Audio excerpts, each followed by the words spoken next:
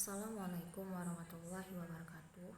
Perkenalkan, nama saya Diana Fitri, NIM 1062200668. Baiklah, di sini saya akan menyetor hafalan saya mata kuliah tafsir ayat dan hadis hukum politik dengan memejamkan mata saya. Ya ayyuhallazina amanu kunu qawwaminal bil qisti syuhada'a lillahi walau ala anfusikum awil walidaini wal aqrabin in yaku aniyan aw bakiran fallahu awla biha fala tattabi'ul hawa ay ta'dilun fala tattabi'ul wa'a an ta'dilun fala tattabi'u hawa ay ta'dilun wa in talwu aw tu'adilu fa innallaha kana bima ta'maluna khabir. Yang artinya, wahai orang-orang yang beriman, jadikanlah kamu orang yang benar-benar menegak keadilan, menjadi saksi karena Allah, biarpun terhadap dirimu sendiri atau ibu bapak dan kaum kerabatmu. Jika ia kaya ataupun miskin, maka Allah lebih tahu kemaslahatannya. Maka janganlah kamu mengikuti hawa nafsu karena ingin menyimpang dari kebenaran. Dan jika kamu memutarbalikkan kata-kata atau enggan menjadi saksi, maka sungguhnya Allah adalah Maha mengetahui segala apa yang kamu kerjakan.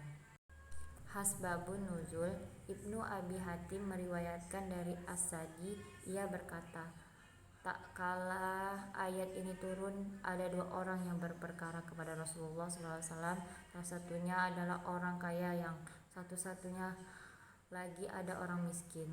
Waktu itu Rasulullah SAW berada di pihak si miskin. Beliau melihat bahwa si miskin tidak menzalimi si kaya.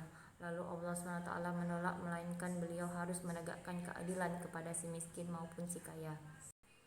Kandungan ayat, jadilah kamu sekalian orang-orang yang memberikan kesaksian dengan benar karena Allah SWT senantiasa berkomitmen kepada kebenaran, yang membuat Allah SWT ridho dan memberikan kesaksian hanya karena mengharap ridho Allah SWT semata, sehingga kesaksian yang diberikan pun valid, adil dan benar, tanpa mempedulikan siapapun dan tanpa dikeruhkan dan oleh sikap memihak berat sebelah dan bias.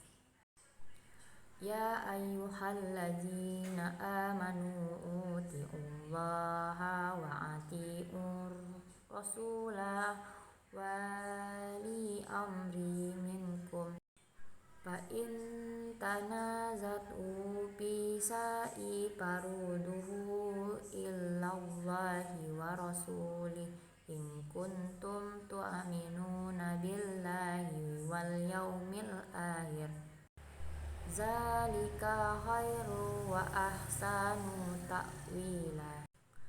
Artinya, hai orang-orang yang beriman, taatilah Allah dan taatilah Rasulnya dan ulil amri di antara kamu. Kemudian jika kamu berlainan pendapat tentang sesuatu, maka kembalikanlah ia kepada Allah, Al-Quran dan Sunnah Rasulullah. Jika kamu benar-benar beriman kepada Allah dan hari kemudian, yang demikian itu lebih utama bagimu dan lebih baik akibatnya. Asbabun nuzul, Ibnu Katsir dalam tafsirnya menyebutkan perkataan Ibnu Abbas bahwa asbabun nuzul surat An-Nisa ayat 59 ini berkenaan dengan Abdullah bin Hudzafah bin Qais ketika ia diutus oleh Rasulullah SAW untuk memimpin suatu pasukan khusus. Abdullah memerintah pasukannya mengumpulkan kayu bakar dan membakarnya. Saat api sudah menyala, ia menyuruh pasukannya untuk memasuki api itu. Lalu salah seorang pasukannya menjawab, sesungguhnya jalan keluar dari api hanyalah Rasulullah. Jangan tergesa-gesa sebelum menemui Rasulullah. Jika Rasulullah memerintah kepada kalian untuk memasuki api itu, maka masuklah. Kandungan ayat: orang-orang yang beriman wajib taat kepada Allah dan Rasulullah secara mutlak, yakni mengamalkan Al-Quran dan Sunnah Rasulullah SAW. Kedua, wajib taat kepada ulil amri selama tidak bertentangan dengan ketaatan kepada Allah dan Rasulnya. Jika ulil amri memerintah sesuatu yang bertentangan dengan Al-Quran dan Sunnah Rasulullah atau untuk bermaksiat kepada Allah, maka tidak ada kewajiban untuk mentaatinya. Manusia selaku khalifah. Wa huwallazi ja'alakum khalaifa audi wa rafa'a ba'dakum fawqa ba'din darajatin liyabluwakum fima takum. Inna rabbaka sari'ul iqabi wa innakum laghafurur rahim. Dan dialah yang menjadikan kamu penguasa-penguasa di bumi, dan dia meninggikan sebagian kamu atas kebahagiaan beberapa derajat untuk menguji tentang apa yang diberikan kepadamu. Sesungguhnya Tuhanmu amat cepat siksaannya, dan sesungguhnya Dia Maha Mengampuni lagi Maha Penyayang. Pertama, manusia adalah penguasa bumi, dan sebagian dari mereka menggantikan sebagian yang lain. Setiap generasi menggantikan umat sebelumnya di abad-abad yang lalu.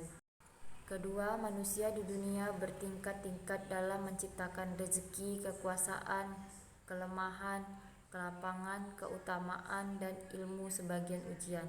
Dengan demikian dan siksa, orang yang lapang diuji dengan kekayaan dan dituntut untuk bersyukur, sedangkan orang yang kesulitan diuji dengan kefakiran dan dituntut untuk bersabar.